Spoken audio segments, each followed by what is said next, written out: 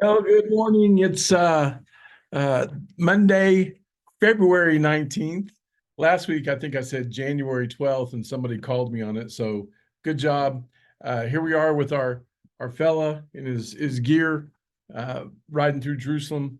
We can talk more about that later after the series on putting on the full armor of God is over. I am Wade Cruz, pastor for senior adults at Quail Springs Baptist Church. Today I'll be wearing glasses because I'm reading from some really small. I don't this there you go. Really small text in this Bible. It's tiny, but I'm in my office, so that's one of the things I'm doing today. So it is Monday morning. This will go out probably tomorrow on email to our Connect Group Sunday School leaders, and then I'll text it to some groups today. So some of you will get it Monday, some of you won't get it until Tuesday, but that's okay. Okay, today, so we've been talking about full armor of God, and I just want you to remember it is in the end of Ephesians chapter 6, its closing remarks. The whole section starts with, and finally. So Paul's been saying a whole bunch of stuff to that church in Ephesus, and this is the same group of people that in the book of Revelation, Jesus tells John, write this to the Ephesians. You've lost your first love. Have you lost your mind? I mean, I know you hate these guys, but you're more focused on your hate for these guys than your love for me. So, excuse me.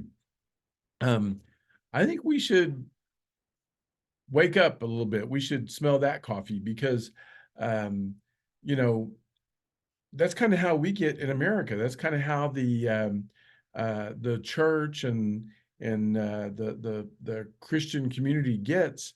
We we focus on the bad behavior of the bad people instead of the goodness of God's love. And you know, we would rather be radiant. The Bible tells us we're the light that should shine because Jesus is the light of the world. And so we should be drawing the world to us like moths to a porch light. We shouldn't be uh, just complaining about how the moths eat our clothes. We should be attracting them, and then God can change them into butterflies. So anyway, we'll keep going. Full armor of God. That's you know still applies today. We talked about that belt of truth. We talked about that breastplate of righteousness. We talked about preparing your feet, protecting and preparing. Today, we're going to talk about the shield of faith. Uh, I'm teaching one class right now on Sunday mornings, and we talked about faith 2 Sundays ago. And I reminded them of the evangelism program about, 20 or 25 years ago called Faith. And it was an acronym, right? Uh, Forsaking all, I trust him. So faith, forsaking all, I trust him, him being God. So today it's take up the shield of faith. And we're gonna look at faith a little bit. We're gonna look at the definition in Hebrews that many of you have heard before, and I don't know if you know, but uh, the whole what would you call this? The whole Word of God is is faith based, if that makes sense. I'll get to that in a minute, but let's look at Hebrews chapter 11, that Hall of Faith section, so that we know and remember and are reminded what God is saying about faith. All right, here's Hebrews chapter 11, and it says, all right, you've heard this. Now, faith is the assurance of things hoped for, the conviction of things not seen. For by it the people of old received their commendation. By faith, we understand that the universe was created by the word of God, so that what is seen was not made out of things that are visible. So even in Hebrews, it talks about faith being that thing which the men of old, that's how they received their commendation. What does it say about Abraham? He believed, he had faith, he believed, and it was credited to him as righteousness. So I don't know if you picked up on the creation concept there, that all things were. I want to read it again just so, because I'm going to make this connection from Hebrews to Genesis. All right, let me get back to it.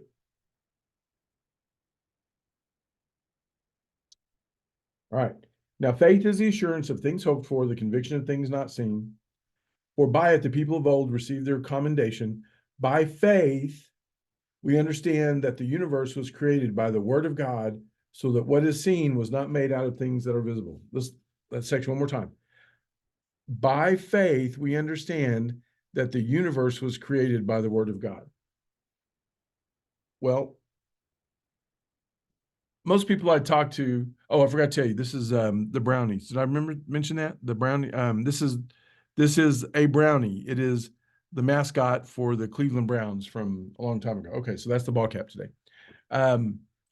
So what this is saying is that by faith, we understand that God created everything. So it's no accident. Think about this. It's no accident that the very first verse of the Bible requires all the faith you have to go to verse 2. If a person can't get past Genesis 1:1, they just need to close the book, because that's the biggest miracle that ever happened.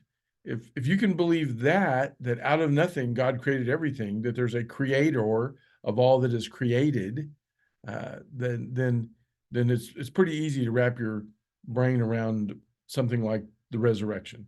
So anyway, that's a little apologetics, but we're looking at the full armor of God, and today it's taking up the shield of faith. So we've talked about what faith is. We've talked about the acronym, forsaking all, I trust him.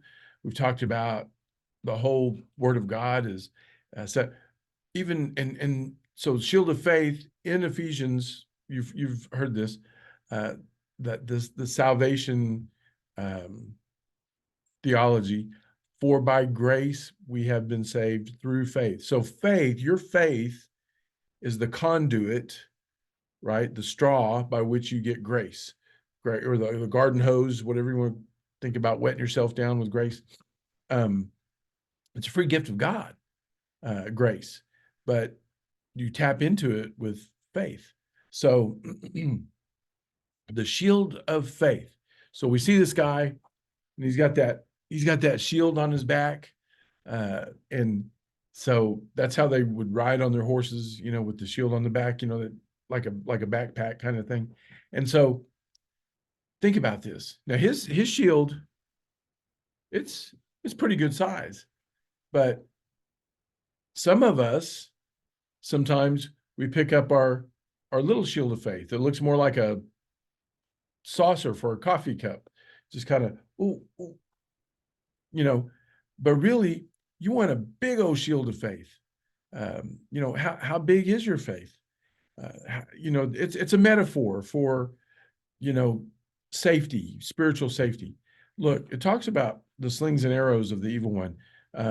Sometimes, I don't know about you, I've suffered slings and arrows from people that claim to love me, friendly fire.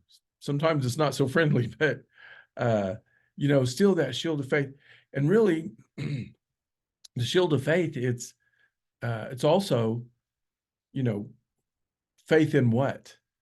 Well, faith in the Lord, right? Faith in his protection. What did he tell Joshua? Be strong and courageous. Be very strong and courageous. Tell him 3 times. That's a whole nother lesson. But the point is, he is with you wherever you go. So your shield of faith is faith in God, and it's for protection from the evil one. And you really, if you look back at some of the old, BC soldiers, some of their shields were like 4 feet tall and this wide, and they could get down behind them and stuff. But take up the shield of faith. So that's something you have to do, take up, right? Everything is put on and strap up and take up and gird yourself and all that. So this is all action based. This is all things you can't just sit there, and say, well, man, why did I suffer those things there? Well, did you take up the shield of faith? There's some accountability on our part. How do you increase your faith? Well, by studying the Word of God. So, it's kind of like I tell about the driving out I-70 to Denver, and it's real flat. You can't really tell where Kansas ends and Colorado begins. But then eventually you get out there and you see a little, bumps on the horizon, and then they get bigger and bigger, and you get closer to the mountains. And then pretty soon you can't see north and south where they begin and end. They're just mountains, huge. Well, that's how God is. The closer you get to him, the bigger he is, and he's overwhelming and that kind of stuff. So, how big is your shield? Is it something that will protect you, your faith, your shield of faith? So it's a metaphor for your faith and your relationship with God. How big is your God? Can you get behind him? Can you depend on his protection? Absolutely. Now, doesn't mean, we won't get rocks thrown at us. Doesn't mean we won't suffer. There's a whole doctrine of suffering in the Bible and testing, but some people don't have a shield. They can't find their shield of faith. That's kind of sad. It's gathering dust under the bed or something. But it's like the leaf that you put in the table. It just comes out at Christmas or whatever. So how big is your shield of faith? How big is your God? How willing are you to take it up? I mean, here's the thing too.